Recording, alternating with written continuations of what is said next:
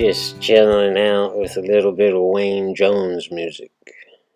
Yeah, I decided to go a little bit light this time on the music. We'll see how it works out. Here's 5 balls ahead, and that's what we're going to do for a little while on this video channel.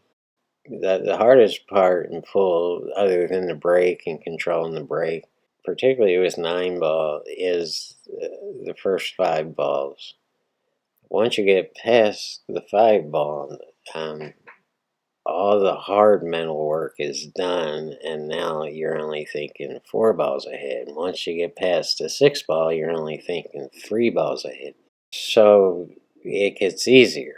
The biggest hurdle is staying in line all the way up to the 5 ball, and then there should be some kind of you're at the peak of the mountain, and now you're going down the hill. So it kind of gives you something to look forward to and something to know. Just it sends a signal to your subconscious brain that the hard part is over, so you can relax a little bit. You just can't relax too much. There's a line there, and you don't want to start getting sloppy. So let's go ahead and move on with this pattern here. Here we see the 1 ball shot line come into the picture, and this first shot is literally straight into that top left-hand corner pocket. And I'm just shooting a stop shot, and I just want the cue ball to stop right in front of the 1 ball, and that'll give me the right angle to get from the 2 up under the line on the 3 ball. And the reason you want to stay under that 3 ball line is so you can stun the cue ball back out onto the 4 ball. And you don't have to be pinpoint with this 4 ball. You can come up short of that line, or you can come up long on that line, but not too long, because we do have an obstruction down there where I think it's the 8 ball just sitting there, and we don't want to get behind it. And if you get straight in on the 4, that'll work too. You can easily get back on the 5. So while you don't have to be pinpoint on the 5 right now, or think about being pinpoint, because we haven't gotten to the 6 ball yet, the important thing to remember is to knock it straight in on the 2 ball. You have to come up under the 2 ball line, and not to get straight in on the 3 ball. You want to come up short of the 3 ball line, and this will give you all kinds of options on the 4, 5, and 6.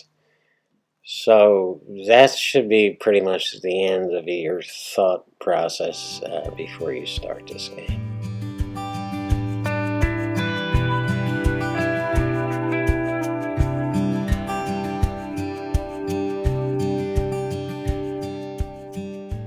This is what they call a big ball, and no matter where you hit this 2 ball, it's going to go into the pocket.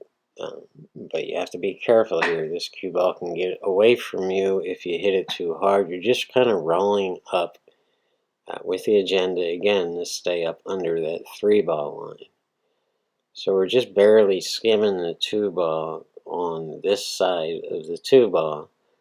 And in order to keep the cue ball on the right side of the table, we're putting a little bit of left-hand English on it to spin it to this rail here, off this rail, and hitting right around the first diamond, I suppose. And you're shooting it lightly to keep the cue ball to get away from you. You don't want the cue ball to keep on rolling past that 3 ball line. You're going to have a little bit of a difficult issue on your hands getting on the 4 if you do that. So here's the shot pattern on the 2, and we're stunning out on the 4. And now that the 6 ball is in the picture, we can figure out exactly where we want to be on this, from the 5 to the 6. And where do we want to be on the 5? And some of that depends on, of course, where the 7 ball is. But if you're looking straight down the 5 ball, and you're getting ready to shoot it, you want to be on the right-hand side of this 5 ball. And then you can just stun it up table for a shot on the 6 to get to the 7, to easily get to the 8, but we're getting a little bit ahead of ourselves, so let's save that for the next graphic and move along.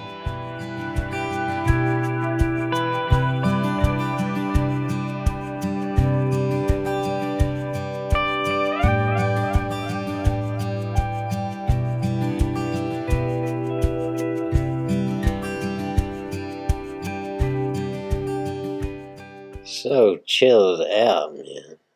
Makes me want to smoke a joint. I'm a drinker. I don't do that. Yeah, you know the plan from here. So let's look at the shot line, and we're just stunning out. I'm pulling back maybe just a little bit. You should probably shoot to get straight on the line, but it's no worries if you come up a little short or a little long. We can always get back on that 5-ball easily. And now it's confirmed that we need to be on the right hand side of that 5-ball line if you're looking down the shot line. So we're just going to stun it up table on the 6, and then we're going to kind of shoot a very dangerous shot on the 7, or on the 6 to get to the 7. And I'll show you why it's dangerous in the next graphic. Let's move along.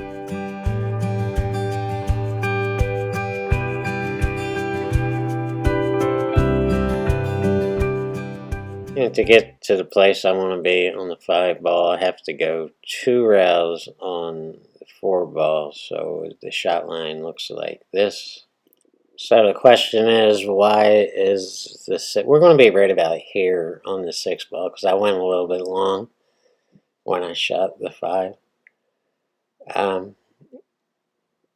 The reason it's dangerous is the 9-ball's right here, and we're going from the 6 to this rail and bouncing off for the right angle on the 7 to get to the 8.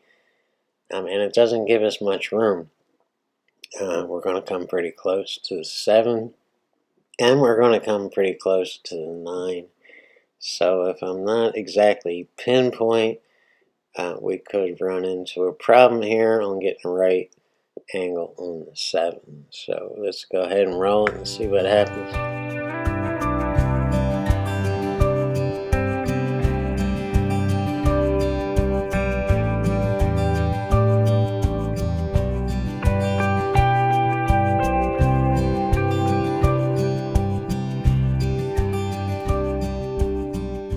Now that the 9-ball's in the picture, you can see the problem getting from the 6 to the right angle on the 7. The angle's steep shooting off the 6 and going to that rail. So there's a chance you could nick the 7 going to the rail, or you could nick the 9-ball coming off that rail. In either case, as long as you barely skim it shouldn't screw you up too much.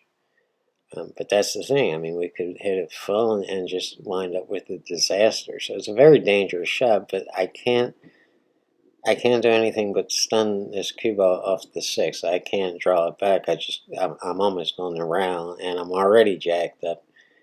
And it would be crazy to try to put more bottom on this to shoot, to get the right angle on the 7, because you're going to wind up with the jump effect, and you're just driving the cue ball into the table, and that's just too crazy to even think about. So let's just do it this way.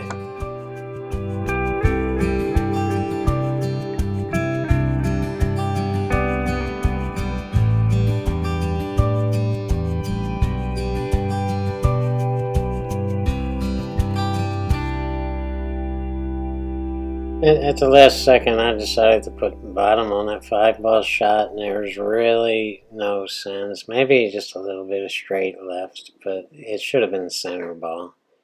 And as a result, I come up really close to this right-hand side rail, and now I'm jacked up because I have to stun this 6-ball back toward the left-hand rail, but it's really tricky. I'm really jacked up, and I can't jack up anymore. So I'm going to have to be careful with this shot and not to miss cue and not to get the jump effect.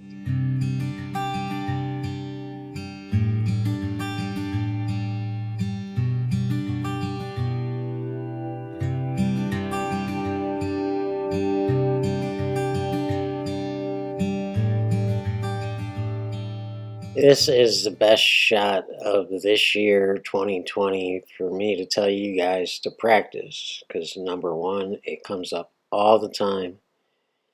And number two, it's more dangerous than it looks. And you'd be surprised at how many really great players and even top level pros wind up doing this.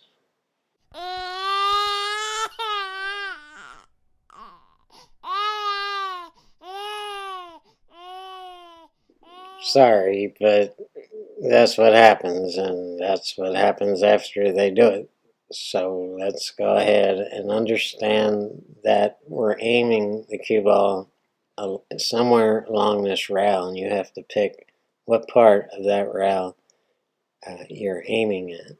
This is a really good shot to study the effects of English and both top and bottom and center on the cue ball. It's really a great shot to study English, and that's because you don't have a lot of room to work from the 7 to this rail. And that angle off the 7 to that rail is going to determine where this cue ball goes. If we put top, just straight top on this ball, here's what kind of angle we're going to get off the 7 to that rail. And what's going to happen is the cue ball is going to go up table, and you're going to wind up in this position right here off this rail, and then you're going to wind up somewhere over there.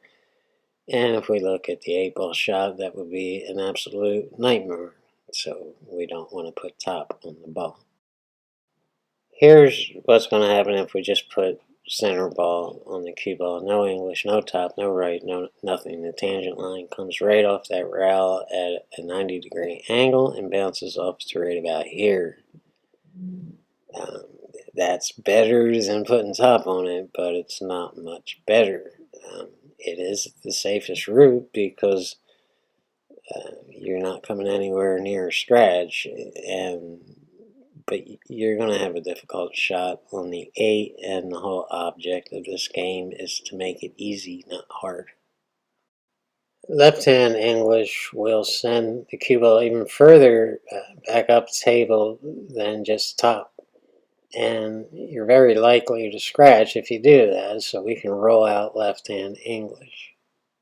So if you want to get closer to this 8-ball than playing it very safe and just getting second diamond off the top rail, and from here, a natural thing to think is that you have to draw this ball. But how much draw? And should you put right-hand English on it? And how much right-hand English? And how hard should you shoot this? And how much should you stroke it? Let's go back to the close-up and we'll take a good look at it. Here's what a little bit of draw is going to do to the cue ball. It's going to hit right about here, and from the wide angle, this is what you're going to get. Alright, that's pretty safe to say that that's almost never much fun. So we need to do a little bit something with this cue ball other than straight bottom and just a little bit of bottom. Now, a lot of bottom's going to do something totally different, and let's take a look at that. Because you're not spinning any balls in, you're going to hit the 7 ball at the same exact place, but the drawback off the 7 is going to be a little bit further, which means it's going to send it a little further down the table. Because the angle of the cue ball coming off the 7 and going into the rail is going to be the same mirrored angle coming off the rail that it is going into the rail. So let's pull back and take a look at that. It's a good shot if you intend to really hold up on your stroke but still stroke the cue ball to draw. It's tricky and it's not my style and I don't like it. I want to go to this rail, but if I go to the rail on that shot, I'm going to get up under this 8-ball and I'm going to be in big trouble. So I'm rolling that out. If you feel that you can do it, then I would practice that shot. Let's go back to the close-up. If you hit this with a little bit of bottom and some right hand English, you're no longer going to get that mirrored angle coming off the rail. The angle coming off the rail is going to be spun way wider. And again, you're going to go too far down table. So the big question is, what the hell do we do? And here's where great players make the same big mistake. If you decided to take the cue ball to that right hand side rail, and I believe that's the correct decision here, the big mistake players make is they know they want to get closer to the 8-ball, but they're indecisive about exactly where they want to hit this cue ball on that right hand rail. And the very key to 9-ball, if you want to take your game up 20 notches, is to be more decisive about exactly where you want to hit that right hand side rail. Now, if you screw it up and you scratch, it's okay. But it's only okay if you go back and learn what you did wrong. And you're going to see me get down on this 7-ball. And before I do that, I'm indecisive. I know I want to be close to that pocket, but I don't even know if I want to come up and hit it before the pocket or after the pocket. I just know that I'm aiming, and I'm wishing that pocket wasn't there so I could just bounce off the rail and not worry about it. But the reality is we do have to worry about it. And again, I make my big mistake by being indecisive about where on that rail I want to hit that cue ball other than in this general area, and that is not good enough. So it's like, wait a minute, what are we supposed to do on this 7-ball? Well, I didn't decide. I just shot it. The right thing to do is just put right hand English on it. No top, no bottom, just right hand English on this, and you should come up on that rail above the pocket to right about here, and you're going to bounce up for a perfect shot on the 8 to get back on the 9. Practice that shot, guys. I promise you it will make you a better pool player.